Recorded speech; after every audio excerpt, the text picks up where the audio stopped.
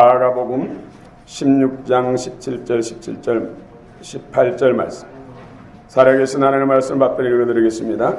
성령의 음성을 들으시기 바랍니다.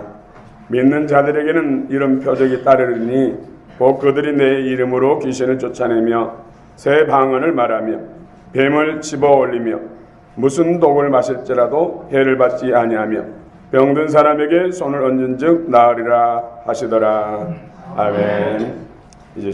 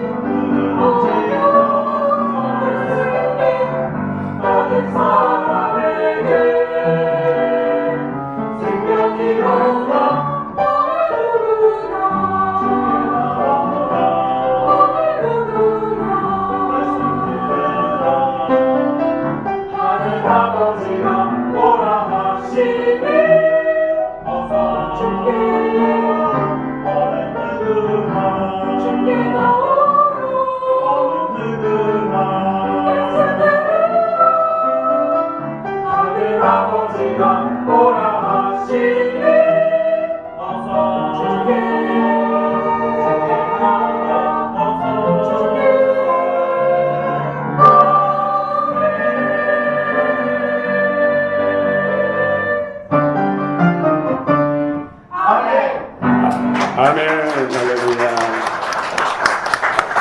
그래서 기쁨 받으시는 찬양인 줄 믿습니다. 하나님께서 오늘 또 큰 은혜와 복을 줄 줄 믿습니다. 이 시간에 우리 박예롱 목사님 나오셔서 간증하실 텐데 속에는 간증 속에 다 나올 것입니다. 여러분 나오실 때 크게 박수로 환영하겠습니다. 할렐루야. 환영합니다.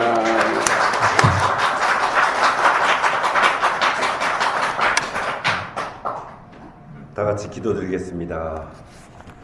거룩하시고 존귀하신 하나님 아버지, 두렵고 떨리는 마음으로 이 자리에 섰습니다. 과거에 더럽고 추했던 내 모습을 돌아본다면 감히 신성한 강대상에 설 수도 없지만 오직 주님을 증거하고자 이 자리에 왔습니다. 단지 재미나 호기심으로 듣지 않게 하시고 주님을 더욱 뜨겁게 사랑할 수 있도록 성령님이시여 이 시간 함께하여 주시옵소서. 감사드리옵고 예수님의 이름으로 기도드리옵나이다. 아멘. 반갑습니다. 저는 오늘 말씀 증거를 하러 왔는데 제가 오히려 은혜를 잔뜩 받고 갈 것 같습니다. 이런 거 굉장히 익숙하지 않거든요. 꽃을 이렇게 꼽는 것도 굉장히 부끄럽고 그러면서도 감사하고요. 사방에 보니까 온통 시가 있고 이쁜 것들이 너무나 많은 것 같아요. 그래서 참 감사하고 정말 좋은 교회에 제가 왔구나 하는 이런 생각을 가져봅니다.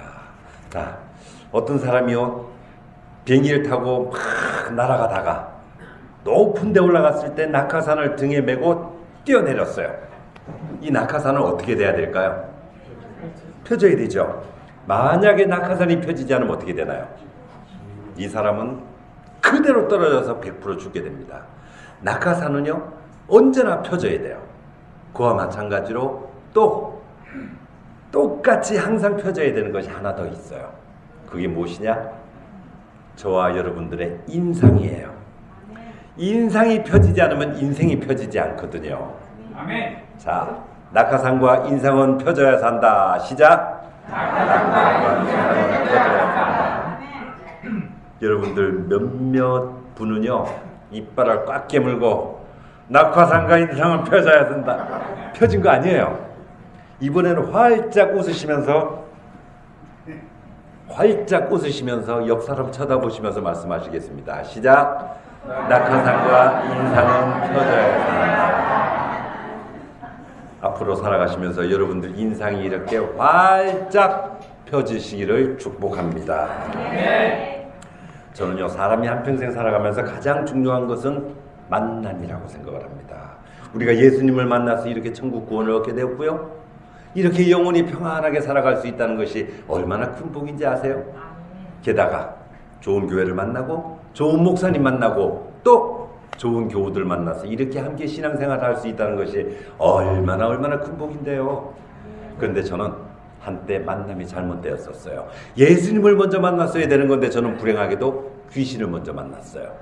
그래서 그 귀신들한테 참 오랜 세월 동안 끌려다니면서 처절하게 살다가 주님의 은혜로 그 귀신들 전부 다 떼어내고 오늘 이 자리까지 이렇게 오게 됐는데, 그렇다면 보통 사람인 제가 어떻게 하다가 귀신을 만나게 됐을까요?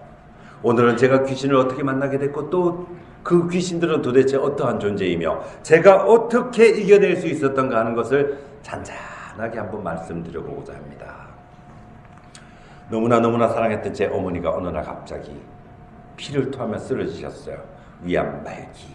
수술하겠다고 서울대학병원에 입원을 하고 배를 열고 보니까 암세포가 뱃속 전부 다 퍼져서 도저히 수술할 수 없는 이런 상태까지 된 거예요.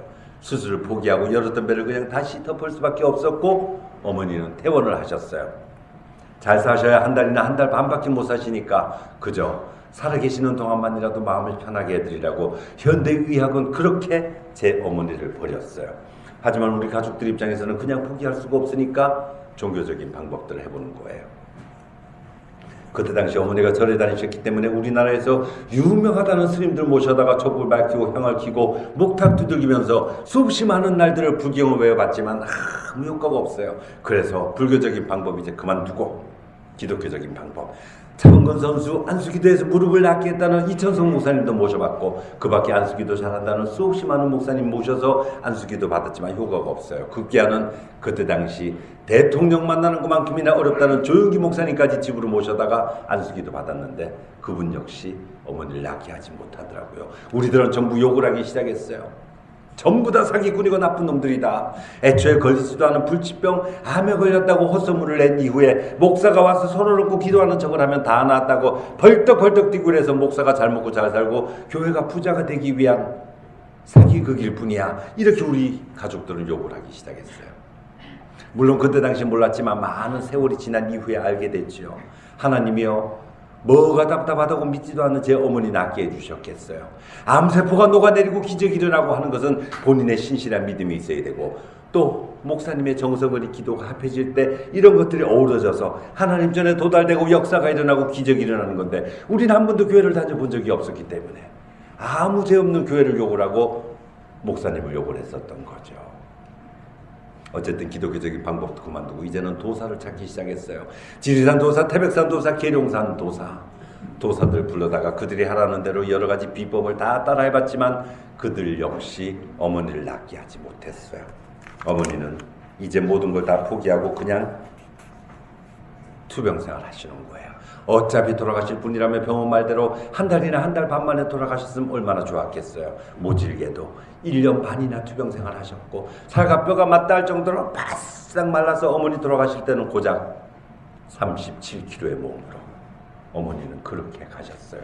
저는 그때 당시 현역 군인이어서 어머니 병간호 한번 제대로 해드릴 수도 없었고 또 마지막 떠나신 임종도 뵙지를 못해서 형제들과 친척들은 어머니를 산속에 묻고 왔는지 모르지만 저는 제 가슴속에 묻고 돌아왔어요. 장례식을 마치고 부대로 돌아갔는데 도저히 정상적인 생활이 안 돼요. 어머니가 너무나 보고 싶어서, 어머니가 너무나 그리워서 술을 마시지 않고는 잠을 이룰 수가 없는 거예요. 저녁마다 홀짝 마시는 소주가 하루에 보통 4병 내지 5병. 매일 이렇게 술을 먹었더니 어느 날 저도 피를 쏟게 되는 거죠.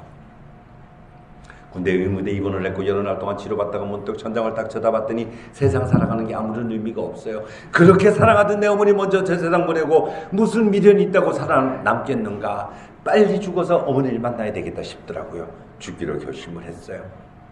근데요, 죽는 것도 대단한 용기가 필요하더라고요. 맨정신으로는 도저히 겁이 나서 죽을 수가 없어요. 그래서 술을 잔뜩 마시고 큰 길가에 앉아서 한참을 기다리다가 때마침 맞은편에서 오는 큰 트럭을 보고 냅다 뛰어들었는데 술을 너무 많이 먹어서인지 출발이 좀 늦었나 봐요.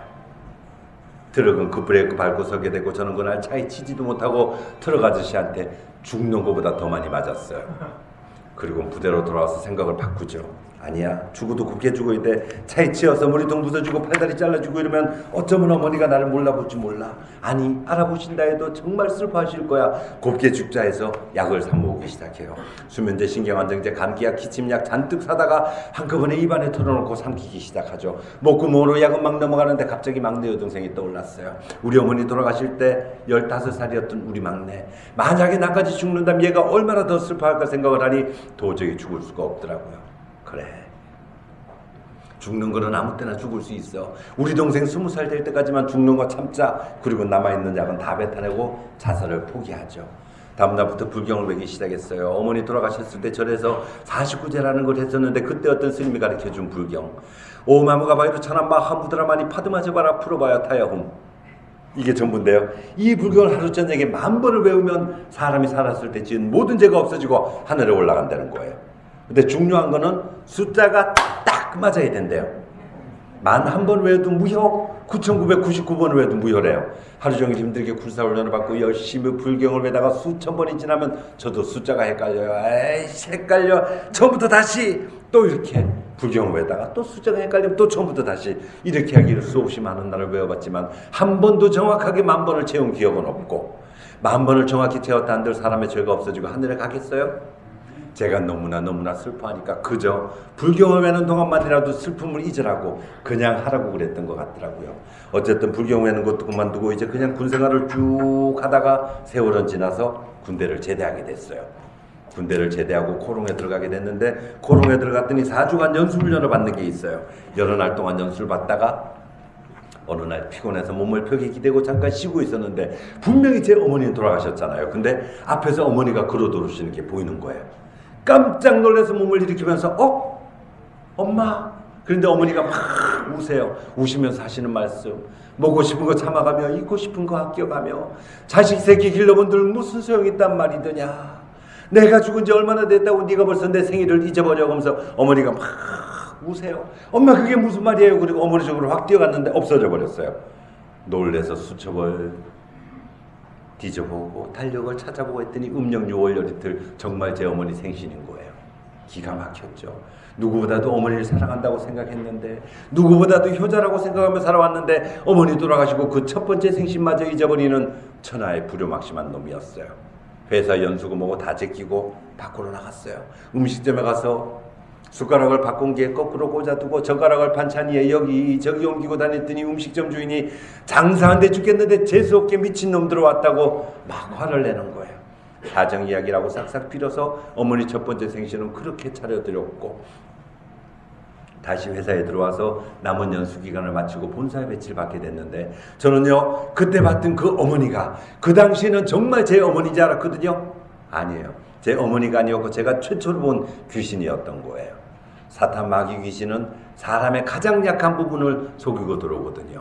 그때만 해도 저는 어머니 얘기만 나오면 바로 눈물 쏟아내고 정신없이 슬퍼하니까 귀신들이 어머니 모습을 하고 나타나서 저를 속이려고 했었던 거죠. 제사만 봐도 확실하게 알 수 있어요.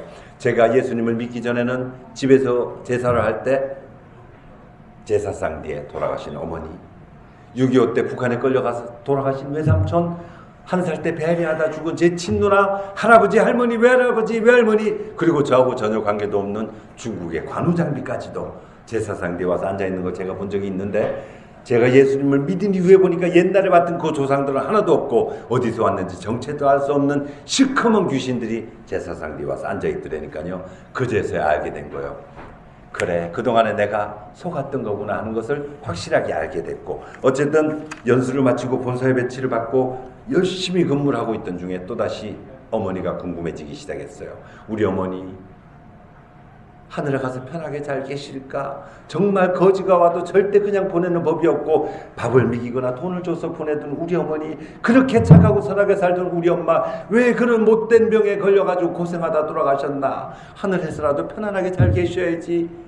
이런 생각이 들면서 어머니가 궁금해 죽겠어요. 어떡하지? 고민하다가, 그때는 제가 예수님 믿기 전이니까, 그래, 점을 한번 보러 가보자, 이렇게 생각을 한 거예요.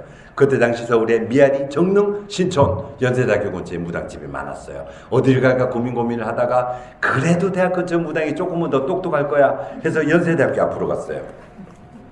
그랬더니 어린애 귀신을 모시고 있다는 동자서울이라는 무당집이 보여요. 용기를 내서 딱 들어갔는데 무당 아줌마가 얼마나 무섭게 생겼는지 몰라요. 굵은 파마에서 막 머리가 구불구불구불하고 목에 염줄 몇 개씩 감고 있고 팔에 단줄 끼고 주먹만한 귀걸이를 하고 있는데 귀걸이가 얼마나 크든지 꼭 지하철 손잡이만 해요. 아무리 좋게 봐주려 해도 영락없는 아프리카 토인 같은 거예요. 근데 놀랍게도 그 무당 아줌마가 저를 보더니 더 무서워해요. 저를 보자마자 자기 손톱으로 자기 목을 쥐어뜯으면서 숨 막혀 죽으니까 여기 들어오지 마 해서 저는 무당집 안방에 들어가지도 못했어요. 문지방을 사이에 두고 말 위에 앉았고 무당 아줌마 안방에 앉아 점을 보게 됐는데, 그 아줌마는 첫 말 다 알면서 뭘 물어보러 왔어? 죽은 네 엄마한테나 물어봐라. 아줌마, 그게 무슨 말이에요? 네 엄마가 원이 많고 한이 많아서 하늘 날아가지 못하고 9천을 떠돌아다니다가 네 몸에 와서 붙어 계시다 이놈아. 저는 그냥 조용히 일어났어요. 에이씨, 재수없게 무당치 잘못 골라 들어왔네. 꼭 아프리카 토인 같은 게 퇴퇴퇴 침 세 번 빼고 나왔어요. 그리고 미아리도 가보고 정릉도 갔는데 똑같은 대답, 제가 귀신 들렸다고 그래요. 기가 막혔죠. 도대체 이게 무슨 소리야? 내가 왜 귀신이 들려? 이게 무슨 소리야? 난 인정할 수 없어. 그래, 한 번을 가도 좀 비싸더라도 용한 데를 가보자 해서 찾아간 곳이 국무총리 공간 앞에 가면 휘파람 부는 여자가 있다고 그러더라고요. 여길 또 물어물어 찾아갔더니 전 보는 값은 10배가 더 비싼데, 여기도 역시 똑같은 대답. 제가 귀신 들린 거 확실히 맞고요. 그 신을 받아들이지 않으면 신병에 걸려서 시름시름 앓다가 결국은 제가 죽게 되고, 제가 죽은 이후에 누님이나 어린 여동생이 저 대신에 무당을 해야 된다는 거예요. 흐르는 눈물을 닦으면서 돌아서서 나왔어요. 그날부터 수없이 많은 밤을 눈물 콧물 범벅이 되면서 고민을 하다가 결심을 하죠. 그래, 누나나 여동생이 무당하는 것보다는 차라리 내가 희생을 하자 해서 드디어 내린 곳을 받아요. 이때가 1984년 음력 7월 5일. 현금 138만 원 금 5통 갖다 주고 내린 곳을 받고 드디어 말문이 열렸어요. 이때부터 귀신들이 눈에 보이기 시작했고 귀신들하고 이야기할 수 있는 이런 상태가 된 거예요. 저는 여기까지만 되면 모든 게 다 해결이 될 줄 알았는데 이때부터 새로운 고통이 시작이 돼요. 사람을 보면 저도 모르게 말이 막 튀어나오는 거예요. 정육점에 고기를 사러 갔다가 고기 자르는 주인 아저씨 이렇게 쳐다보다가 저도 모르게 한마디 하죠. 야, 이 새끼야, 조심해라, 손가락 잘린다. 그랬더니 주인 아저씨가 때려 죽인다고 쫓아나와요. 회사 생활하다 어제까지 배가 날씬했던 여직원이 오늘 보니까 배가 남산만 해요. 고개를 털고 눈을 비비고 또 쳐다봤는데 금방이라도 아기를 낳을 것 같이 배가 막 이런 거예요. 회의실로 불러서 물어봤어요. 대단히 실례 말씀인데 혹시 임신하지 않았습니까? 이게 어디 시집도 안 간 전혀한테 물어볼 말이에요? 맞아 죽을 말이죠. 근데 이 여직원이 깜짝 놀라면서 뒤로 주저앉아요. 저 다음 달에 결혼해요. 임신한 거 사람들한테 말하지 말아주세요. 복도 지나가다 아무나 남자 직원 만나면 또 한마디 해요. 야, 임마, 넌 열심히 일해봤자 소용없어. 곧 잘려. 또 다른 남자 직원한테 넌 빨리 회사를 그만두고 유학을 가야 줄세. 말이 막 튀어나오는 거예요. 물론 제 입에서 나오는 이 말들이 맞는지 틀리는지 저도 몰라요. 세월이 지나가 봐야 아는 거잖아요. 하지만 맞고 안 맞고 이전에 이렇게 말을 막 하다 보면 회사에서 정신병자 취급받을까봐 입술을 꽉 깨물고 참기 시작하죠. 그리고는 다시 무당들을 찾아다녀요. 날 이렇게 만든 게 무당들이니까 이런 걸 막을 방법도 틀림없이 있을 거야 해서 정말 유명한 무당들 찾아다니죠. 작두굿을 잘해서 인간문화재가 된 김금아 씨도 찾아가봤고, 일본 와세대 대학에서 초청국까지 했다는 상도동의 우옥주보살도 찾아가보고, 자기 아들 미국 하버드 대학 졸업시켰다는 장신동의 탁보살도 찾아가고. 근데 답은 항상 똑같아요. 사람이 어떻게 귀신을 이겨? 쓸데없는 고생하지 말고 빨리 신을 다 받아들여. 미칠 것만 같았어요. 아니야. 난 무당할 수 없어. 난 무당을 하면 안 돼. 그래, 서울에만 용한점쟁이가 있는 건 아닐 거야 해서 팔도를 찾아다녀요. 경상도에 깔꾸리보살, 전라도에 쪽지게보살, 충청도에 멍보살. 이상한 거는 지방으로 내려갈수록 무당집 이름이 그렇게 촌스러워요. 그래도 대답은 항상 똑같아요. 제가 이겨내지 못하고 결국은 신제자가 돼야 되니까 받아들이라고. 이렇게 전국을 돌아다니면서 흘린 눈물이 시냇물을 만들고 강을 만들었어요. 미친놈처럼 일요일만 되면 공휴일만 되면 이렇게 전국을 돌아다니다가 우연히 어떤 스님 출신 법사를 알게 돼요. 그래도 스님 출신이다 보니까 일반 무당들보다는 훨씬 유식하고 점잖더라고요. 이분 하시는 말씀 세 가지만 잘하면 몸에 귀신은 붙어있다 하더라도 최소한 직업 무당은 하지 않을 수가 있대요. 귀가 번쩍 뜨였어요. 무조건 따라하기로 하죠. 첫 번째, 1년에 한두 번씩 귀신들을 대우해주고 달래주는 친족구슬하고, 두 번째, 명산대천 다니면서 기도를 하고, 세 번째, 밤마다 귀신들한테 기도를 하면 된대요. 근데 이것도 만만치 않아요. 그때 당시 고롱 대기업 한 달 봉급이 27만 원일 때 신고 단번하는 거는 200만 원이에요. 요즘은 무당들 신고 단번하는데 최하가 2천만 원이거든요. 물가 오른 거 생각하면 비율이 거의 맞아요.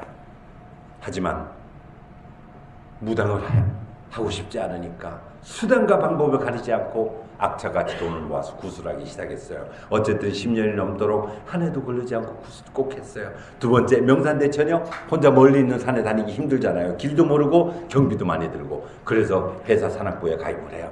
직장 동료들은 산에 가서 신나게 놀 때 저는 밤이 깊어지면 산으로 올라가요. 산짐승 무서운 것도 몰랐고 강도나 도둑놈 무서운 줄도 모르고 그저 무당이 안 돼야 된다는 그 한 가지 생각만 가지고 산에 올라가서 산왕 대신 하고 열심히 빌다가 먼동이 터면 산 밑으로 내려와서 동료들과 함께 서울로 돌아오고, 이렇게 하다 보니 태백산, 월출산, 월악산, 지리산, 계룡산으로 남해 보리암으로 명산, 대산, 악산, 소산, 크고 작은 모든 산들 다 돌아다녔고요. 멀리 있는 산에 가지 못할 때는 서울에 있는 남산 삼각산에 가서 촛불 밝히고 기도하다가 집에 돌아가면 밤 11시. 저녁밥 먹고 잠깐 쉬었다가 새벽 1시쯤 되면 다시 무릎 꿇고 기도하기 시작해요. 이렇게 시작된 기도는 새벽 5시까지 하죠. 아침에 회사는 가야 되니까 잠을 2시간 반이라도 자야 될 거 아니에요. 건강이 나날이 나빠져요. 얼굴은 새카맣게 죽어가고 몸은 바짝바짝 말라가고. 근데 제가 이렇게 건강이 나빠지는 더 큰 진짜 이유는 사실은 다른 데 있더라고요. 사탄, 마귀, 귀신이 뭐를 먹고 사는지 아세요? 사람의 영과 혼과 육을 뜯어먹고 살아요. 그렇기 때문에 제가 구슬을 하면 할수록, 산기도를 다니면 다닐수록, 밤마다 귀신들한테 기도를 하면 할수록 그 어둠의 세력은 저의 온몸에 뼈 마디마디마다 창자나 이런 모든 내장기관에 귀신들이 자리 잡게 되니까 건강이 나빠질 수밖에요. 무당 아줌마들 특별히 막 노동 안 하거든요. 집에 앉아서 징치면서 경만 외워도 툭 하면 코가 얼고 입술이 터지는 이유가 귀신들이 사람의 영혼과 육을 뜯어먹고 살기 때문에 그런 거예요. 어쨌든 이렇게 지금 무당이 되지 않으려고 처절하게 영적 전쟁을 하면서 살아왔던 그 10수년 생활 동안에 우리나라의 큰 무당 나라 무당들도 많이 알게 됐지만 저는 그보다 더 중요한 사실들을 알게 됐어요. 귀신들이 가지고 있는 특징들이요. 여러 가지 특징 중에 제일 첫 번째 특징은요, 신경질이에요. 저는 무당 아줌마들이 배운 게 없고 태생이천에서 툭하면 짜증내고 싸움하고 신경질 부리는 줄 알았거든요. 아니에요. 우리 같은 보통 사람도 누구나 귀신 들리면 이렇게 신경질 내게 되는 거예요. 그러니까 혹시라도 여기 앉아 계신 여러분들 중에서 평소에 신경질 잘 내는 분이 있으시면 특별히 조심하시기 바랍니다. 옆 사람 얼굴을 쳐다보시지 마시고요. 본인 스스로 판단하시기 바랍니다. 두 번째, 거짓말 엄청나게 잘해요. 돌아서면 들통날 거짓말들도 이들은 마치 진실인 것처럼 얘기해요. 우리 보통 사람은 거짓말했다 들키면 양심의 가책을 느끼고 얼굴이 벌겋게 달아오르지만 이들은 그렇지 않아요. 거짓말했다 들켜봤자 나오는 대답 오직 하나.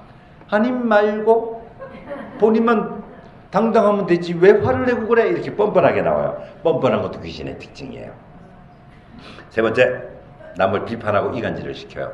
무당이 적게는 4명에서 많게는 10명이 한 팀이 돼서 구슬하는데 같이 모여 앉아서 있을 때는 기가 막히게 서로들 칭찬하죠. 띄워주고, 이야 김보살 요새 영빨 기가 막히네, 기도 많이 하는가 봐 그러고 띄워주고 칭찬하다가 이 사람이 잠깐만 자리 비면 저 여자 바람난 거 알아? 어떤 놈하고 사귄데 글쎄 바로 욕을 하기 시작해요. 불안해서요. 화장실도 마음대로 못 가요. 자리만 비면 바로 욕을 하니까. 네 번째, 질투가 엄청나게 많아요. 옆집 무당이 한 돈짜리 금바지 사면 자기는 한 돈 반짜리 사야 돼요. 앞집 무당이 보석 반지 사면 자기는 다이아 반지 사야 돼요. 길을 걸어가다 누가 선글라스 낀 것만 봐도, 누가 빨간 구두 신는 것만 봐도 무조건 따라 사죠. 무당집에 가면 잔뜩 차려놓은 곳을 법당이라고 말하는데 이 법당에 국산 과자도 잘 없어요. 스위스 초콜릿, 뉴질랜드 초콜릿, 미제 장난감 자동차 올려놓는 이유가 바로 귀신들의 질투 때문에 그런 거죠. 다섯 번째, 사람만 보면 수단과 방법을 가리지 않고 구술하라고 강요를 해요. 사업하는 사람이 찾아오면 내는 눈 맞이 구술해라, 재수 구술해라, 대박나게 해줄게 그러면서 구술시키고, 전세 사는 사람이 찾아오면 집 사게 해준다면서 그 전세금 빼와서 구술하라고 하는데 이들이 하라는 대로 다 따라하면 전부 길거리 나가 앉아요. 결혼을 앞둔 젊은 여자가 찾아오면 100% 시키는 굿이 있죠. 여탐굿. 너는 몸에 살이 있기 때문에 그 살을 풀지 않고 시집을 가게 되면 3년 안에 사별하거나 생이별하게 돼. 너는 남편 잡아먹을 팔자야. 내 말대로 되지 않으면 내 손에 장어 짖으라 그러는데 어떤 여자가 집집에서 구설 안 하냐고요. 이것만 하는지 아세요? 이거보다 더 나쁜 것도 해요. 대수대명구셔. 백혈병에 걸리고 암에 걸려서 다 죽어가는 사람이 찾아오면 그 환자 대신에 아무나 다른 사람이 대신 죽게 되는 대수대명굿. 나만 안 죽으면 돼요. 평소에 알던 거 관계없어요. 옆집 사람이 죽든 뒷집 사람이 죽든 나만 살면 돼요. 이렇게 이기적으로 구슬하는 거예요. 옛날에는 헛집이나 이런 걸로 허수아비를 만들어 놓고 구슬했다 그랬는데 80년대 초에는 주로 살아있는 닭을 이용을 했어요. 살아있는 닭을 3배로 한 겹, 두 겹을 싸요. 그리고 중간에 100원짜리 동전을 끼워 넣어요. 저승가는 노잣돈이라고. 그리고 앞에 불을 활활 타오르게 피워놓고는 이 살아있는 닭을 송곳으로 식칼로 찔렀다 뺐다 해요. 닭은 피를 흘리면서 고통스러워하는데 이 아파하는 닭을 또 불에 넣었다 뺐다 넣었다 뺐다. 닭이 최대한 많이 고통을 겪을수록 그 고통 겪는 순간에 사람의 암세포가 녹아내린다고 이들은 믿는 거죠. 이런 짓을 한다고 사람의 병이 나을 리도 없지만 낫고 안 낫고 이전에 이렇게 잔인한 짓까지 서슴지 않고 하는 세력들이 바로 귀신들인 거예요. 여섯 번째, 음란해요. 물론 이건 100% 다는 아니에요. 근데 제가 알기로는 거의 대부분이 바람을 펴요.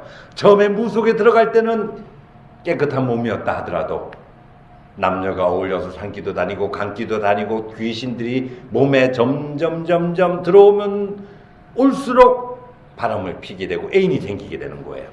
애인이 하나만 있는지 아세요? 자기 남편이 젊고 건강해도 자기 아내가 이쁘고 아름다워도 애인들이 생기는데 하나, 둘, 셋, 넷까지 가지고 있는 사람도 봤어요. 머리가 좋아서인지 시간표 짜서 만나서인지 어쩜 이렇게 들키지도 않고 잘도 만나는지 몰라요.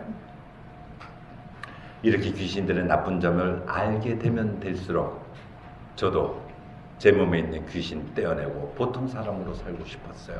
저도 정말 귀신 세계에서 벗어나서 평범하게 살고 싶었어요. 근데 혹시라도 귀신 떼어내다가 잘못돼서 내 가정에 무슨 해코지라도 할까봐 그게 무서워서 귀신 세계를 벗어날 수가 없었지요. 이때 먹는 가슴은 정말 하나님 아버지 말고는 아무도 모르세요. 이렇게 처절하게 살아가고 있던 중에 제 주변에 사건들이 터지기 시작해요. 예수 믿는 집안에 시집가서 잘 살던 우리 누나 갑자기 부도가 났어요. 110억이 부도가 나서 자영은 미국으로 도망가 버렸고 누나는 아이 셋을 데리고 우리 집으로 야반도주에서 왔어요. 1990년에. 그때 돈으로 110억이 부도가 났으니 어마어마하게 부도가 난 거예요. 귀신들은 난리가 나죠. 누나 내보내라고. 왜 재수없게 예수 믿는 여자 집안에 들여 당장 내보내. 근데 오갈 데 없는 누나를 어떻게 나가라 그래요. 어쩔 수 없이 한 집에 살게 됐어요. 여기까지만 해도 다행이었을 텐데 누나가 하혈을 하기 시작해요. 여자들은 굉장히 놀라거나 충격을 받으면 피를 쏟게 되는 수가 있다고 그러더라고요. 그 부도의 충격으로 하혈을 하는데 병원은 가지 않고 오히려 40일 작정 철학기도를 시작을 해요. 그랬더니 귀신들이 난리가 나고 뒤집어져요. 저는 귀신들이 시키는 대로 누나가 교회에 가지 못하게 막기 시작했어요. 누나 이렇게 부도가 나는 것도 하나 막아주지 못하는 그런 능력 없는 예수 뭐가 좋다고 계속 믿어요. 내가 용한 점정이 하나 소개할 테니까 점인 한번 보고 구신 한번 합시다 했더니 누나는 눈을 감으면서 딱 한마디 해요. 주여. 이게 듣는 입장에서 얼마나 기분 나쁜지 아세요?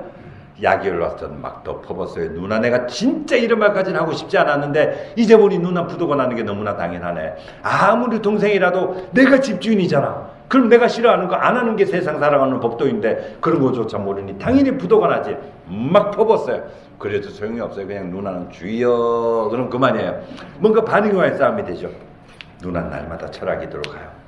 저는 가든지 말든지 모른 척하고 있었는데 마음은 편안하지가 않죠. 그렇게 부자로 살던 우리 누나 하루아침에 부도가 나서 쫄딱 망해갖고 교회까지 타고 갈 버스비도 없는 거예요. 그래서 교회에서 운행하는 셔틀버스를 얻어 타고 천하예배 갔다가 예배가 끝나면 또 그 버스를 시간 맞춰 타야 집까지 올 수가 있는데 교회에서 열심히 통성기도 개인기도 하다 보면 툭 하면 돌아오는 버스는 놓쳐요. 그 추운 겨울날 집까지 걸어오면 거의 새벽 3시가 넘죠. 손발이 꽁꽁 얼고 얼굴이 새파랗게 얼어서 오는 누나의 모습을 볼 때마다 마음이 너무나 안 좋은 거예요. 그래서 제가 심히 고민을 하다가 생각을 조금 바꿨어요.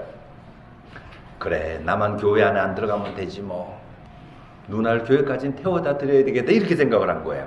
어느 날인가부터 누나를 제 차에 모시고 교회로 가요. 교회 앞에 누나를 딱 내려주자마자 저는 바로 차 안에서 카세트 테이프를 틀죠. 마하바냐 바라밀다 신경 관자재보살하고 불경을 있는 대로 크게 틀어놓고는 목탁을 두들게 되면 기다리다 보면 새벽 1시 반 2시가 되면 누나가 나와요.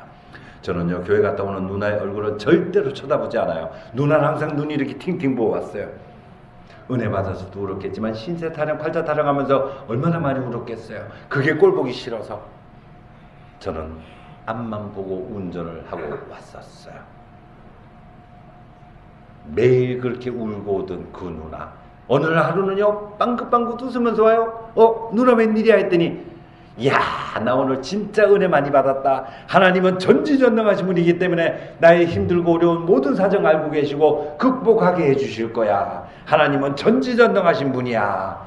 어이쿠 좋기도 하겠다 망한 주제. 말은 이렇게 툭 내뱉었지만 누나가 한 그 말이 잊어버려지지가 않아요.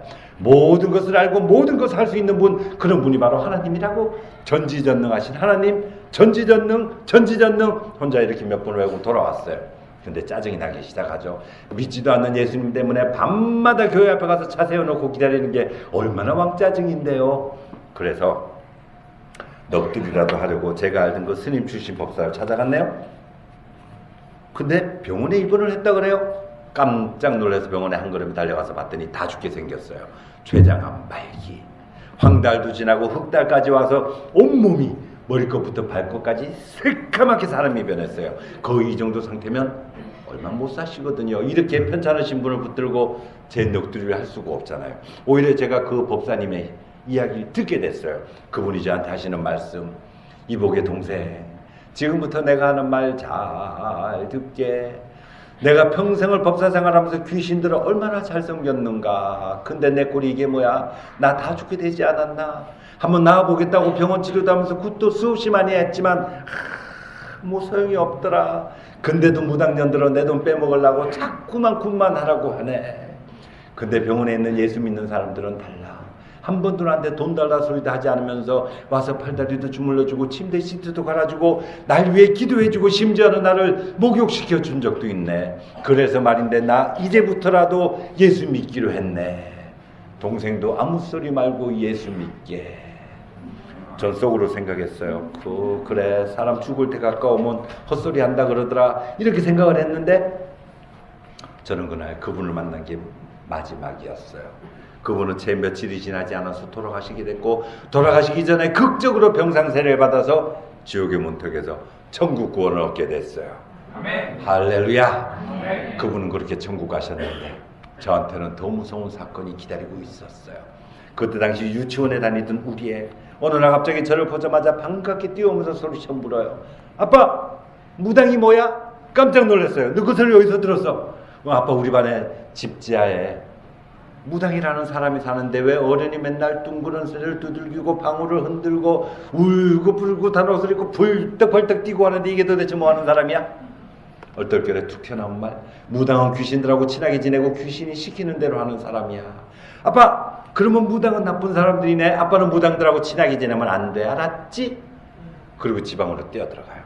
그 아이의 뒤통수에다 대고 네 아빠도 무당이 될지도 모른단다. 이 말을 도저히 할 수가 없잖아요. 눈물이 떨어지기 시작해요.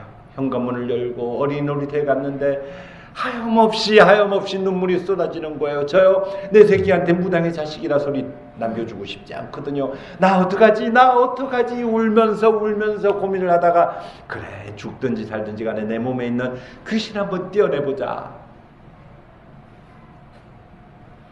잘못돼서 내가 죽더라도 남들이 볼 땐 아빠가 젊었을 때 병들어 죽었나 보다 이 소리는 남겨줄 망정 내 아이에게 무당의 자식이란 소리 남겨주지 않을 수 있잖아. 그래 나 예수님 한번 믿어볼까? 이렇게 생각을 하는데 갑자기 번쩍 떠오른 생각이 있었어요. 우리 누나한테 들었던 바로 그 말. 전지전능하신 하나님, 모든 것을 알고 모든 것을 할 수 있는 분이라면 어쩌면 나를 귀신들로부터 지켜줄 수 있을지도 몰라. 그래 나 예수님 한번 믿어볼 거야 해서 드디어 교회 첫 발을 디뎌요. 이때가 1992년 5월 6일. 죽기를 각오하고 유서를 쓰기 시작해요. A4 용지를 꺼내놓고 보험 들은 거, 통장 계좌번호, 비밀번호 다 쓰고 주변 사람들한테 하고 싶은 말들 닭똥 같은 눈물을 뚝뚝 떨어뜨리면서 다 유서를 쓰고는 누나를 따라 철야 예배를 가는 거예요.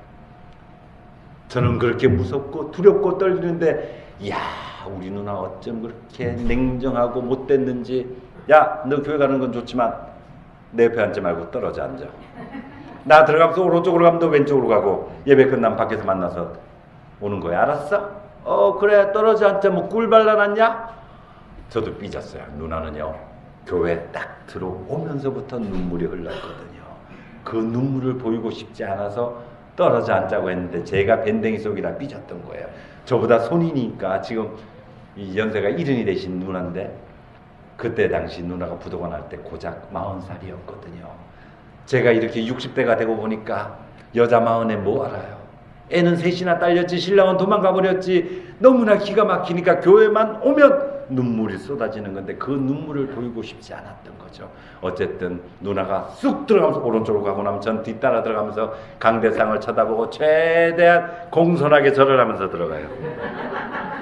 산으로 들러 돌아다니면서 큰 나무 큰 바위만 봐도 천하대장군 지하여장군을 만나도 돌 쌓는 곳만 봐도 약수터에만 가도 무조건 합장하고 절을 하는 게 저는 너무나 생활화가 돼 있었거든요.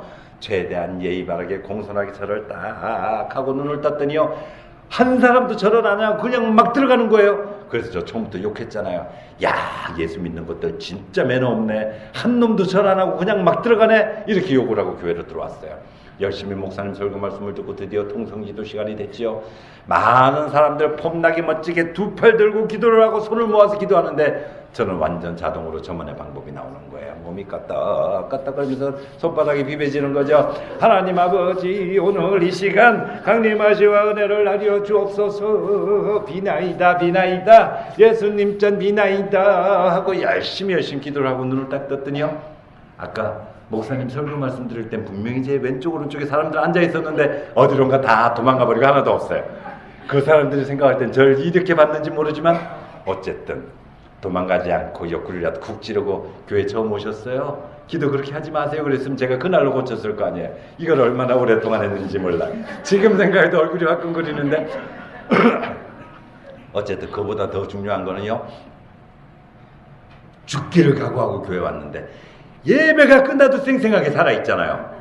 얼마나 좋았는지 아세요? 이야! 다음날 또 교회로 왔어요.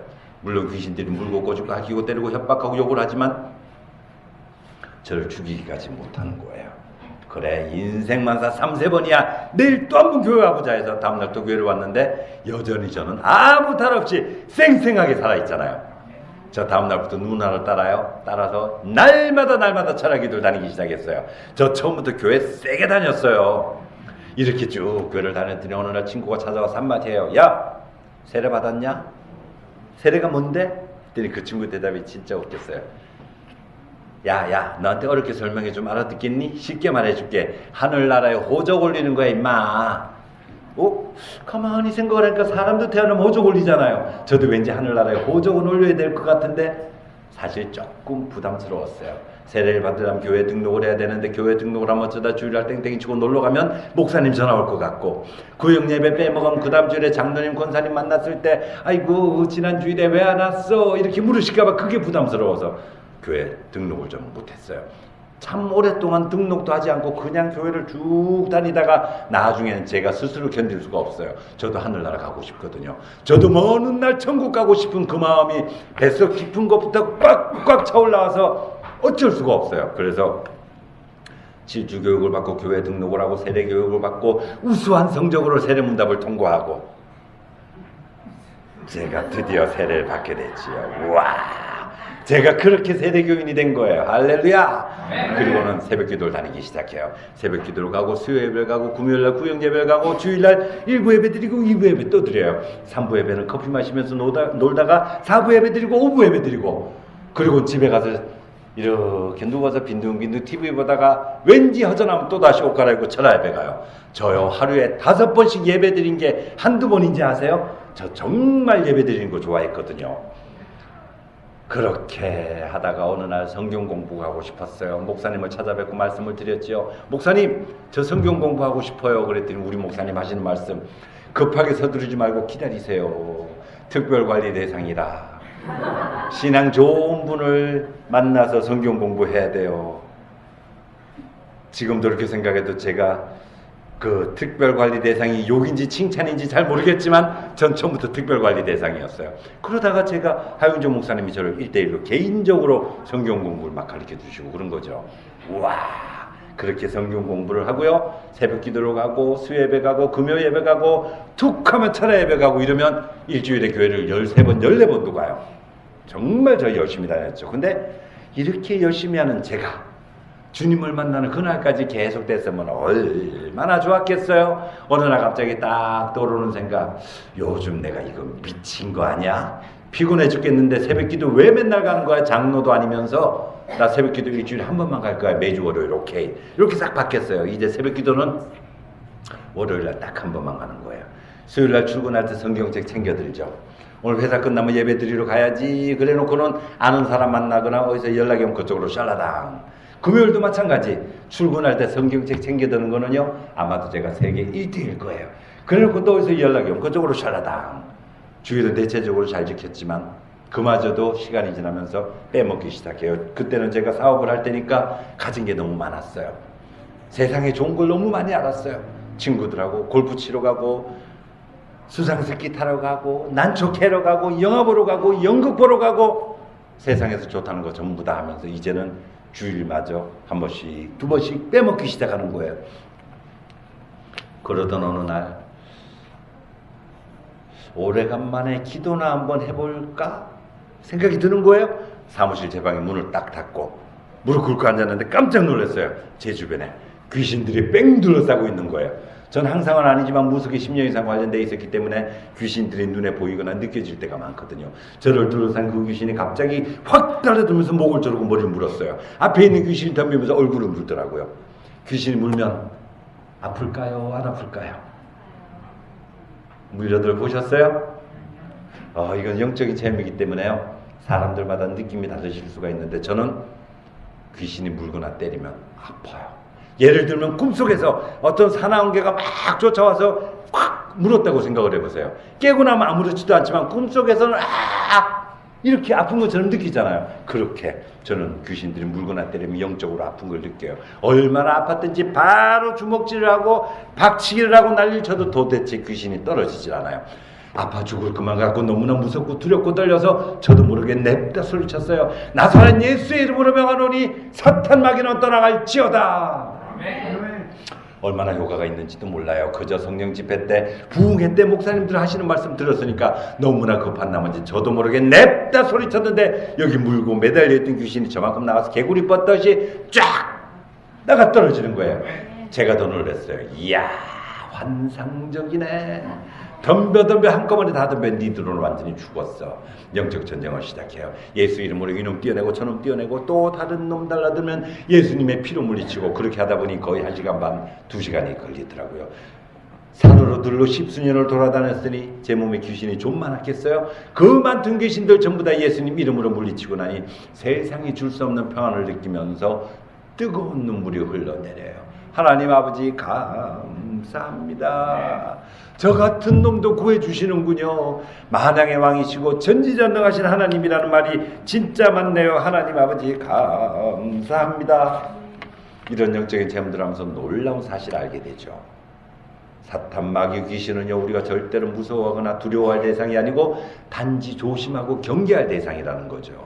귀신들이 나타나서 우리를 공격할 때 우리는 그저 예수님 이름으로 팍 물리치면 되잖아요. 근데 문제는 귀신을 볼 수 있고 귀신을 즉각 느끼는 분들은 귀신이 나타났을 때 바로 예수님 이름으로 팍 물리치면 되지만 보이지 않는 분들은 어떻게 하실 거예요? 여러분들 눈에 귀신이 보이세요? 안 보이시면 어떻게 하실 건데? 맨날 그것만 하실래요? 회사 일 하시면서, 직장 일 하시면서, 집안 살림 하시면서 나사렛 예수의 이름으로 명하노니 사탄은 떠나가라. 한 3걸음 걸어가다가 나사렛 예수의 이름으로 명하노니 사탄 마귀 귀신은 물러갈지어다. 하루 종일 이것만 하실 수는 없잖아요. 귀신이 안 보이는 분들은 도대체 어떻게 해야 되는 거지? 고민하다가 제가 드디어 방법을 찾아냈어요. 귀신이 나타나서 우리를 공격할 때 그때 예수님 이름으로 물리치는 것보다 더 좋은 거는요, 애초에 저와 여러분들 근처에 귀신들이 훨씬 더 못하게 하는 게 최고잖아요. 귀신이 여러분들 근처에 절대로 가까이 못 오게 하는 방법 가르쳐 드릴까요? 비싼 건데. 좋아요. 오늘 제가 특별히 광영교회 가르쳐 드릴 테니까요, 밖에 나가시면 다른 교회 분들 가르쳐 주시면 안 돼요. 저는 신앙생활은요, 비행기하고 똑같다고 생각을 해요. 비행기가 몸통이 있고 양쪽 날개가 있죠. 똑같아요. 비행기 몸통과 같은 것이 바로 우리가 예배 드리는 것이고, 양쪽 날개는 말씀 믿고 기도하는 거예요. 비행기 날개 아무리 멋지고 폼나게 만들어놨어도 몸통이 없으면 그거 비행기 아니잖아요. 마찬가지 우리가 예배를 빼먹기 시작하면 신앙생활 그대로 망가지는 건데, 그럼에도 불구하고 어떤 사람들은요, 주워 들은 건 있어가지고 하나님은 교회 안에만 한정돼서 계시는 분이 아니야, 무소부재하신 분이야, 언제 어디에나 함께 계셔. 그리고 주의를 은밀하게 빼먹고는 골프 치러 가서 한번 탁 치고는 굿샷, 하나님 아버지 동행하여 주시니 감사합니다. 이런 분들이 있으세요?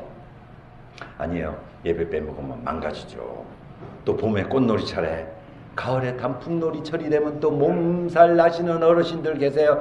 아이고, 내장산 단풍이 좋다는데, 설악산 단풍이 좋다는데 어쩌노, 내가 살면은 얼마나 살 길 없고 내 산에 가야 된다 고민해요. 그러다가 드디어 결심을 하지. 그래, 결심했어.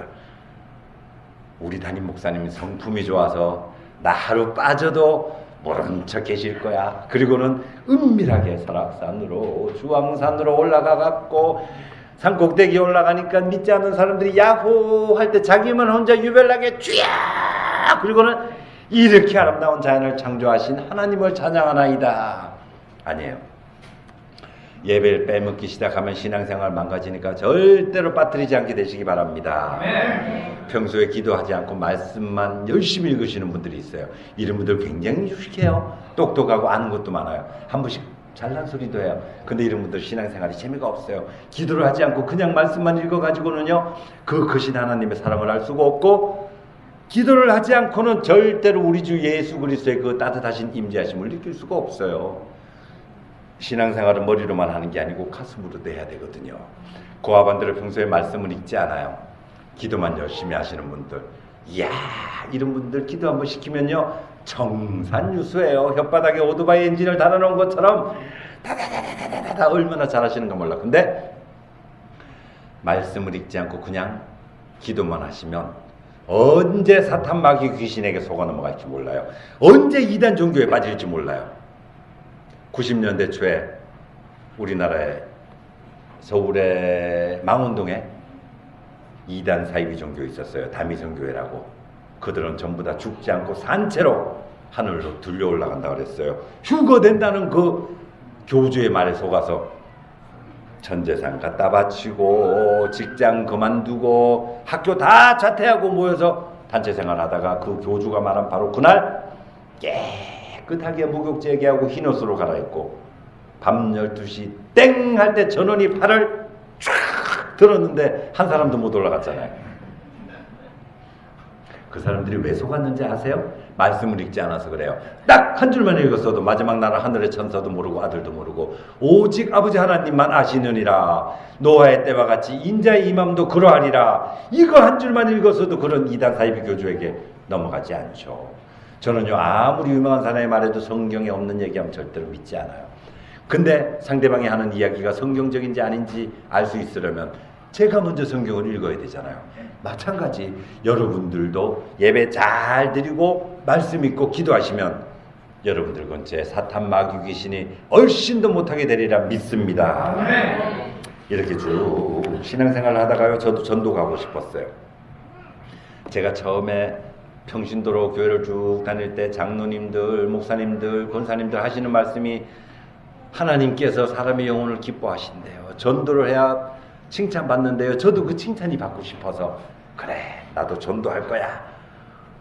대상을 찾기 시작했어요. 근데 회사 근처에 머리가 이따만한 사람이 왔다 갔다 하는 걸 발견했어요. 그래, 저 사람 한번 전도해보자. 누군지도 몰라요. 그냥 회사 근처에 있는 사람. 막연하게 제가 전도해야겠다고 결심을 한 거예요. 근데 체격이 너무 좋아. 체중이 한 120kg도 넘는 것 같아요. 머리는 이따만하고 잘못 찾아가서 예수 믿으세요 그러면 너나 믿어 임마 이럴까봐 나름대로 지혜롭게 작전을 짜야 돼 싶었어요. 몇 날 며칠을 가만히 지켜봤더니 아침에 거의 같은 시간에 커피 자판기 앞에 나오는 거예요. 됐다 싶었어요. 저도 그 시간을 맞춰서 짠 나타나요. 그리고 최대한 화사하게 웃으면서 안녕하세요, 커피 한 잔 드릴까요? 웃으면서 커피 빼줬어요. 또 그 다음날 제가 이렇게 쳐다보고 있다가 그 사람이 나오는 걸 보고는 짠 나타나가지고 안녕하세요, 좋은 아침이죠, 커피 오케이. 저희가 하루 300원씩 과감하게 투자했어요. 제 딴에는 정말 화사하게 웃으면서 가까이 갔다고 생각을 했는데 나중에 그 사람이 저한테 그래요. 저 처음 만났을 때 진짜 느끼하게 보이더래. 느끼하든지 말든지 친해져야 복음을 전하니까 기생오래비처럼 눈만 마주치면 생글생글 웃으면서 그렇게 하면서 점점 친해졌는데 나중에 알고 보니까 이 사람이 조폭 두목이었어요. 우와, 하마터면 난 맞아 죽을 뻔했네 싶더라고요. 그것도 전국구예요. 누군지 궁금하시면 이따 개인적으로 찾아오세요. 제가 다 알려드릴게요. 그 사람 사무실에도 놀러가고 그 사람 집에 경조사에도 초청받아서 왔다 갔다 하다 보니까 경상도 조폭도 소개받고 전라도 조폭도 소개받고 해서 제가 팔도 조폭을 알게 된 거예요. 그래서 전에 전라도 한번 집에 갔더니 그쪽 지역 조폭들이 한 7명이 앉아가지고 이래 앉아있더니 제가 설교 끝나고 내려오니까 형님 수고하셨습니다. 경상도 가면 또 경상도 조폭들이 와서 앉아있어요. 식사 대접하러 나왔습니다 형님. 그래가지고 수많은 사람들을 알게 됐는데 그들을 만날 때마다 때를 얻든지 못 얻든지 끊임없이 복음을 전하죠. 그들의 이제 누가 가족이 아프면 또 신방 가지고 예수 믿으라고 얘기하고 누가 식구들 중에 누가 돌아가시면 또 장례식장에 제가 찾아가지고 이렇게 하다 보니 중간 보스 중에 몇 명이 드디어 예수 믿기 시작했어요. 그리고 그 사람의 아내들은 세례받은 사람도 있고요. 싱가포르 조폭도 저한테 연락이 오고요. 제가 국제적인 형님 목사가 된 거예요. 개인적으로 바라고 원하기는 그 조직의 총두목이 모든 것을 청산하고 온전히 주님을 믿을 수만 있다면 중간 보스들, 새끼 조폭들 굴비역듯이 주렁주렁 매달려가지고 전부 다 주님을 믿게 되지 않을까 해서 지금까지도 기도하고 있어요. 그런 경험들이 있었고 오늘날 집에서 TV를 보는데 축구 중계를 해주는 거예요. 사실 전 축구 선수를 해본 적이 없기 때문에 아는 선수가 없어요. 그냥 막연히 이렇게 보는데 선수 하나가 눈에 띄었어요. 착하게 생긴 것 같은데 축구 좀 하는 것 같아요. 그게 누구였느냐? 이영표 선수였어요. 제가 좀 단순하거든요. 저 선수도 예수 믿었으면 좋겠다. 그 한 가지 생각으로 제가 쓴 책을 소프로 보냈어요. 그랬더니 연락이 왔어요. 그래서 첫 만남이 시작이 되는 거죠. 맨 처음에 만날 때 이영표, 김동진, 최태욱 선수 3명이 나왔어요. 지금은 전부 다 국가대표 출신들이지만 그때만 해도 이영표 선수 하나만 국가대표고 김동진, 최태욱은 고등학교 갓 졸업한 고졸 무명 선수였어요. 이들을 만나서 복음을 전하기 시작했어요. 저요 그날 세상 표현으로 하면요 거품 물고 복음을 전해갖고 만난 당일날 영접 기도까지 시켰지요. 그리고 돌아오는 주일부터 제가 교회를 데리고 다녔어요. 혼자 교회 가면 어색하고 쑥스러워서 안 간다 그럴까봐 제 식구들은 팽개치고 제가 교회를 데리고 다녔고 FC 서울을 일주일에 한 번씩 성경 공부를 가르치러 가기 시작했어요. 그렇게 시작된 성경 공부가 7년간. 그래서 처음에 이제 이영표, 김동준, 최태욱, 최원건부터 해서 그 이후로 대전 시티즌의 김영근 선수도 만나고 송종국도 만나고 기성용도 제가 한 2년 가르쳤고요. 그 이후에 전북 현대 또 제가 참mol고 서울서 전주까지 2주일에 한 번씩 내려가서 성경 공부를 가르치기 시작해요. 거기서 이제 신광훈 선수, 하대성 선수를 비롯해서 이제 수많은 국가대표 선수들 만나게 되고 울산에 내려가서 김신욱 선수를 만나게 된 게 한 10년 전쯤 돼요. 그렇게 해서 울산에 가서 또 복음을 전하고 이렇게. 그리고 가장 최근에 전도한 선수로는 지금 독일에서 뛰고 있는 이재성 선수. 제가 전도하는데 2년 걸렸어요. 쫓아다니면서 경기하는데 찾아가고 전화하고 문자 보내고 카톡 보내고 해갖고 전도하는데, 물론 좋은 장건 아니죠. 김신욱 선수하고 두루 같이 합력을 해서 이재성 선수 전도하는데 2년 걸렸고, 지금은 손흥민 선수도 교회 다녀요. 손흥민은 제가 전도한 거 아니에요. 영국에 있는 이제 다른 어떤 목사님하고 기성용 선수가 복음을 전했다고 그러더라고요. 어쨌든 제가 프로 선수들을 그렇게 시작돼서 약 80명을 교제하고 뭐 이제 전도하고 양육하고 그러는데, 그 선수들에게 제가 언제나 주장하는 게 있어요. 축구는 단지 너희들의 직업일 뿐 인생의 목표는 아니다. 너희들의 인생의 목표는 주님의 이름을 높여드리고 아버지 하나님께 영광 돌리는 것이니 경기에 이기고 지고 관계없이 항상 감사기도할 수 있도록 해라 했더니 월드컵 때 이들이 무릎을 딱 꿇고 어깨동무하고 기도했잖아요. 이야. 그러다 방송국 카메라 떡 들이대니까 이영표 선수 옷을 쫙 뒤집고 지저스라고 쓴 거 내보였거든요. 이것도 우리는 물론 사전에 의논했었어요. 선수들이 저한테 물어요. 뭐라고 쓸까요? 한글로 쓸까요? 영어로 쓸까요? 한글로 쓰면 안 돼. 전 세계가 봐야 되니까 영어로 쓰자. 그럼 뭐라고 써요? I love Jesus? 아니면 Jesus loves you? No. 카메라 멀리서 잡으면 글자 수 많으면 뭐 써놨는지 모르잖아. 그냥 지저스라고만 쓰자. 이렇게 해서 우리는 월드컵을 준비했던 거죠. 이야, 저요 예수님 믿고 나서 수지 맞았어요. 만약에 제가 예수님 믿지 않았으면 어떻게 이렇게 감격적인 월드컵을 맞이하고 어떻게 이렇게 제가 행복하게 살 수 있었겠어요. 만약에 제가 예수님을 믿지 않았다면 어쩌면 지난밤에도 계룡산 계곡이나 태백산 골짜기에서 귀신한테 끌려가가지고 울며 불며 있었을지도 모르잖아요. 저요 우리 예수님이 얼마나 감사한지 몰라요. 그래서 말인데요,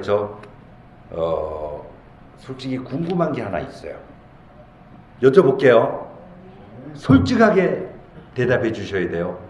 좋아, 나는 뜨거운 불 속에서, 영원히 꺼지지 않는 뜨거운 불 속에서라도 좋아. 나는 지옥 가도 좋아. 나는 죽을 때까지 절대로 예수님 안 믿을 거야. 난 내 마음대로 살다가 그냥 지옥 갈 거야. 손 한번 들어보세요. 없으시죠? 할렐루야. 그러면 저는 여기 계신 여러분 모두 오랜 세월이 지난 이후에 하늘나라에서 만날 수 있으리라 믿습니다.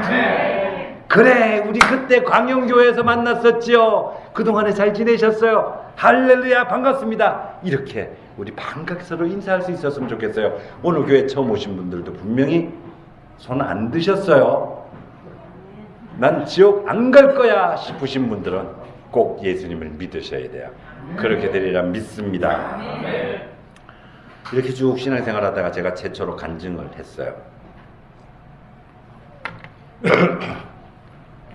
1995년 12월 5일 크리스마스 전도집회 때 간증을 했더니 바빠져요.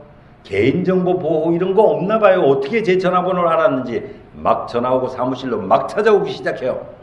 어떤 집사님 전화 오셔서 하시는 말씀, 우리 애가 요번에 대학교 시험 치는데요, 여기 중에 어디 넣으면 합격할까요? 우리 애 생년월일은요 몇 년 몇월 며칠이에요. 우라통 터져요. 정말 때려주고 싶었어요. 근데 점잖은 체면에 화를 낼 수도 없고 그저 차분하게 말씀드렸어요. 집사님도 기도하실 수 있잖아요. 저한테 묻지 마시고 하나님께 직접 기도드려 보세요. 지혜를 주실 것이고 응답 주실 겁니다. 그리고 전화기 내려놓고는 이 울분을 참을 길이 없어서 그날 또 철학기도 가는 거예요. 가서 주여 삼창을 하고 막 기도를 하면 막힌 게 쑥 내려가요. 집사님은 오시는지 아세요? 권사님 사무실로 찾아오세요. 문을 빼꼼 열고 들어오시면서 내가 여기 찾아온 거 진짜 비밀인데 용하다면서 그러면서 들어오세요.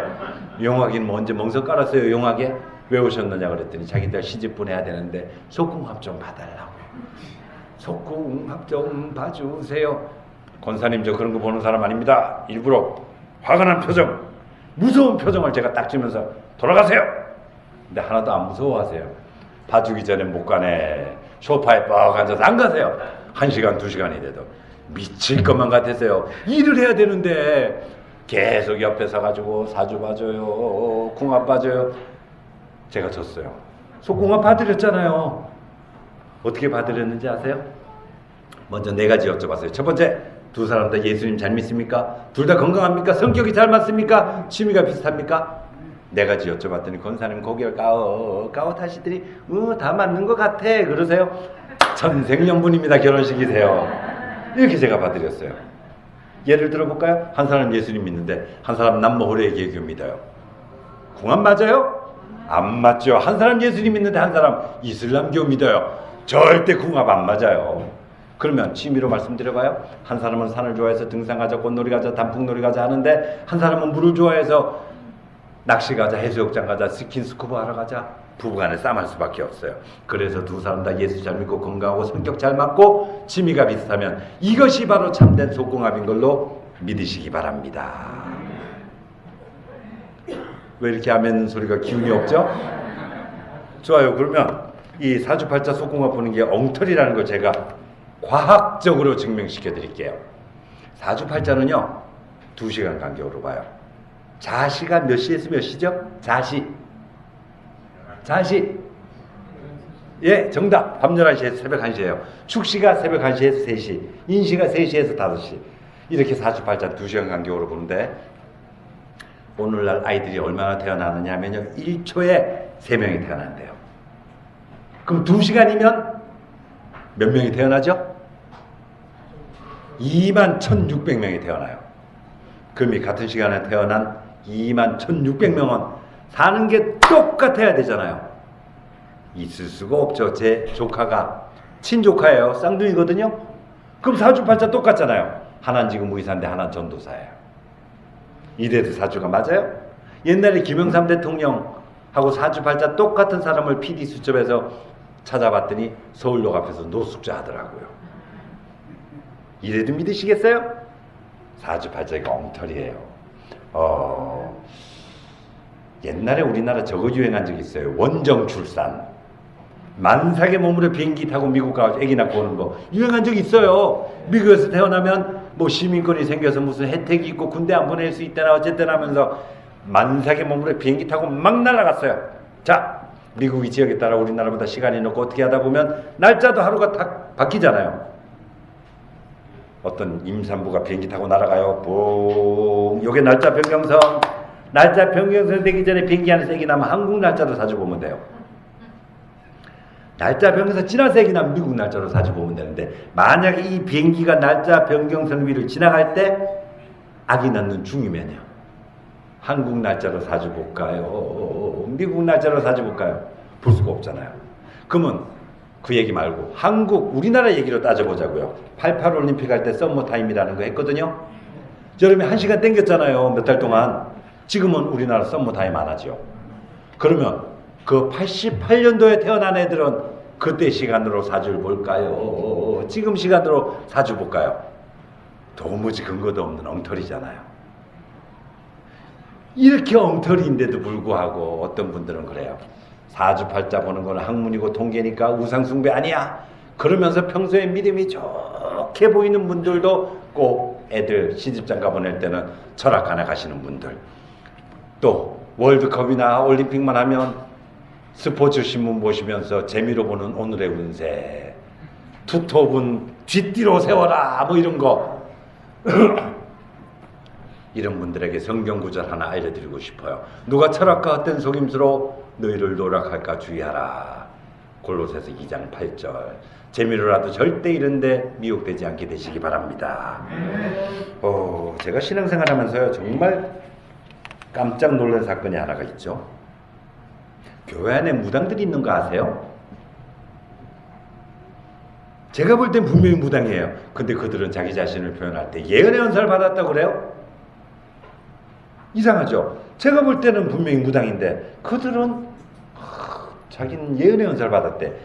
예언은요 분명히 성경에 기록이 돼 있어요. 첫 번째, 교회에 덕이 돼야 되고, 두 번째, 하나님의 말씀을 대언하는 것이 예언이에요.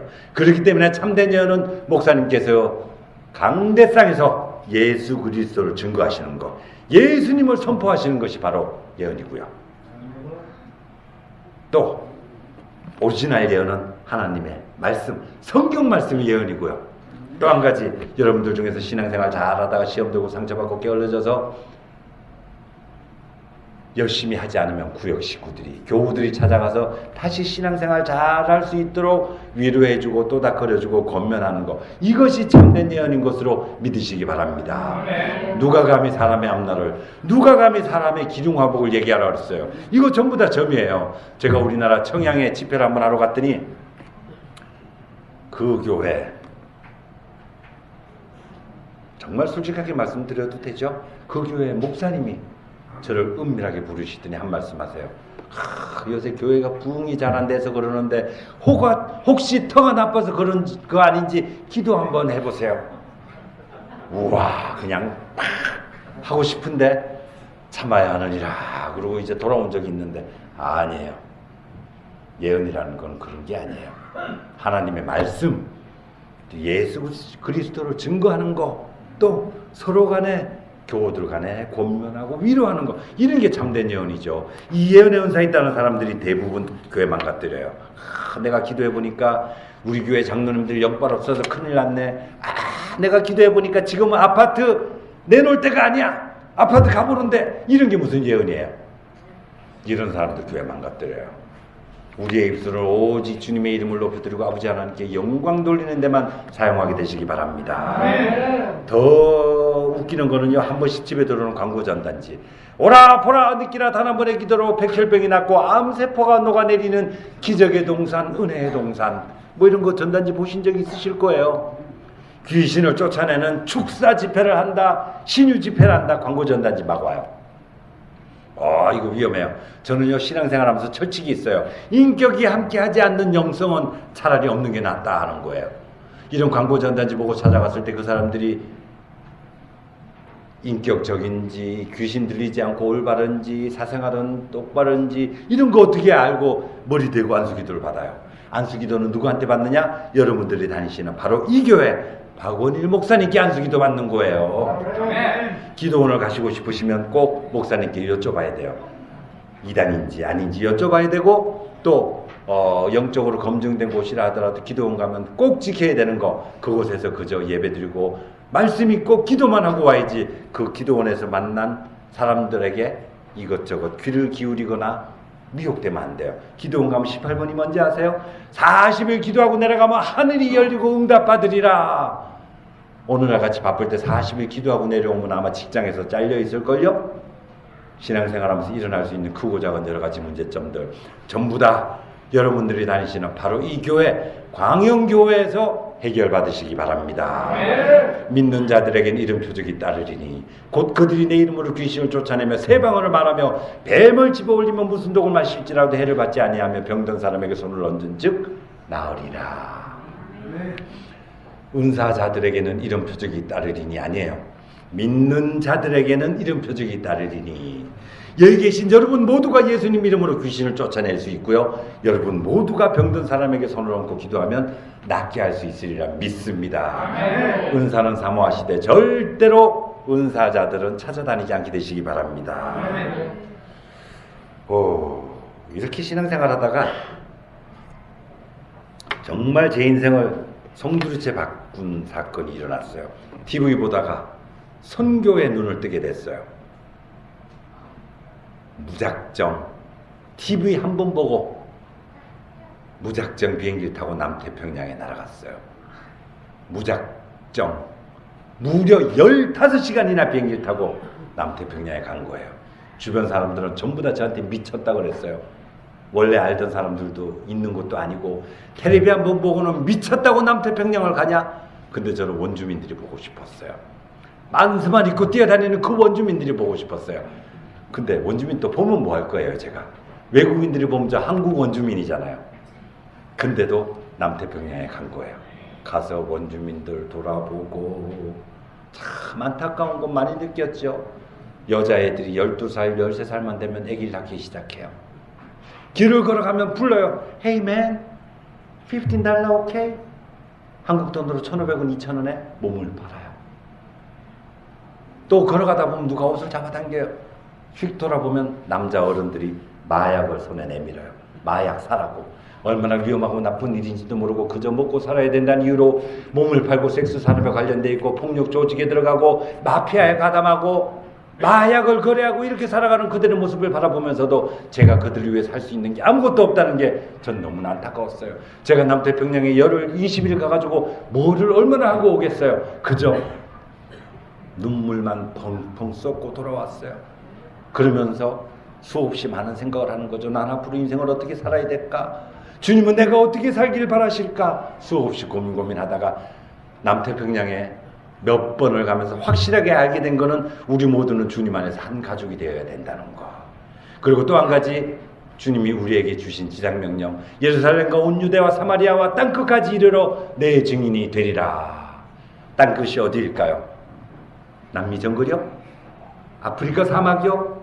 남태평양이요? 아니에요. 여러분들이 살고 계신 그곳 앞집, 뒷집 혹은 옆집에 예수님을 믿지 않은 사람이 살고 계시다면 그곳이 바로 땅끝이지요. 때를 얻든지 못 얻든지 끊임없이 복음을 전해서 한 영혼이라도 더 구해야 되잖아요. 지금 여기 가운데 통로 얼마나 넓은지 아세요? 여기 지금 버스도 지나가요. 때를 얻든지 못 얻든지 끊임없이 복음을 전해서 여기 보조의자를 놓고 앉고 이 앞에 신문지 깔고 앉고 그래도 부족해서 여기 위에까지 꽉꽉 채워지고, 그리고 목사님한테 막 불평했으면 좋겠어요. 목사님 교회 좁아서 못 살겠네, 어떻게 한번 해보세요. 이 소리가 저절로 터져나왔으면 좋겠어요. 단지 머리 숫자 늘리자는 게 아니에요. 함께 천국에 가자는 거죠. 이렇게 좋은 예수님 나만 잘 믿고 나만 천국 가면 그건 너무 이기적이잖아요. 함께 믿고 함께 천국에 가야죠. 저는 주님이 그렇게 기뻐하시는 영혼을 위해서 눈을 떠서 교도소를 다니기 시작했어요. 강도, 살인범, 사형수들, 무기수들 만나고 흉악범들 만나고 주변 사람들이 저한테 늘 이야기해요. 그들하고 너무 친하지 말고 정들지 말라고. 출소해서 찾아올 거 아니냐. 그럼 어떡할 거야? 정들지 말고 그냥 복음만 전하래요. 저는 그런 얘기를 들을 때마다, 그런 말을 들을 때마다 머릿속에 혼란이 와요. 이게 도대체 무슨 소리지? 사랑은 주지 말고 복음만 전하라고? 사랑이 없이 어떻게 복음을 전해요? 사랑이 없이 어떻게 복음을 전해요? 저는 교도소 가면 안아주고 품어주고 뺨을 비비고 등 두들겨주고 듬뿍 점을 주거든요. 지난번에 교도소 갔을 때 강도 살인 육범이 저를 보자마자 반갑게 뛰어나오면서 제 앞에서 바지를 훌렁 내려요. 깜짝 놀라서 이 얌마 바지 왜 벗어? 했더니 목사님이 사주신 팬티 입고 나왔어요. 알았어, 봤으니까 얼른 바지 올려 하니까 주춤 올려요. 그러더니 이렇게 쳐다보고 울어요. 야, 너 금방 웃으면서 나왔잖아 임마. 왜 울어? 대답도 안 하고 그냥 울어요. 너 웃으면서 나왔잖아. 너 울다가 웃다 그럼 너 어디 털나? 말해 임마. 왜? 어디 아파? 안 좋은 일이 있었어? 그러니까 그제서야 하는 말. 교도소 들어온 지 10년이 넘도록 부모, 형제, 친구, 친척 모두가 다 자기를 버리고 단 한 명도 찾아오지도 않고 버렸는데 왜 목사님은 저한테 천국 가야 된다면서 예수 믿으라고 하시는 거예요? 왜 성경책 사주시고 내복 사주고 영치금 왜 넣어주시는 거예요? 그러면서 눈물을 흘리는데 제가 뭐라고 말을 해야 될지 머릿속이 하얘졌어요. 그냥 그 뺨에 흐르는 눈물 제 손으로 닦아주면서 꼭 안아줬어요. 그리고는 한마디, 예수님이 나한테 주신 사랑을 나도 너한테 전해주고 싶어서 그래. 그리고 꼭 안아줬어요. 여러분들도 마찬가지. 그냥 하나님은 당신을 사랑하십니다. 암만 외쳐보세요. 여러분들 가슴속에 사랑이 없으면 단 하나의 영혼도 구할 수가 없어요. 교회에 어쩌다 누가 새신자가 찾아오셔도 그래 나만 잘 믿고 나만 천국까지 그러고 아무도 신경 안 쓰면 오셨던 분들 뻘쭘해서 돌아가세요. 정말 내 식구한테 하듯이 사랑으로 품어주고 안아주고 그래야 정착이 되거든요. 그래서 우리 모두는 사실 평소에 늘 기도해야 돼요. 하나님 아버지, 사랑이 없이 복음을 전하는 죄를 짓지 않게 하여 주시옵소서. 사랑이 없이 복음을 전하는 죄를 짓지 않게 하여 주시옵소서. 여러분들도 주님이 그렇게도 기뻐하시고 사랑하시는 영혼 하나라도 더 구하고 싶지 않으세요? 이 시간 이후로 예수님을 말하고 싶어서 복음을 전하고 싶어서 몸살나고 몸부림치는 저와 여러분들이 되시기를 기도합니다. 기도하겠습니다.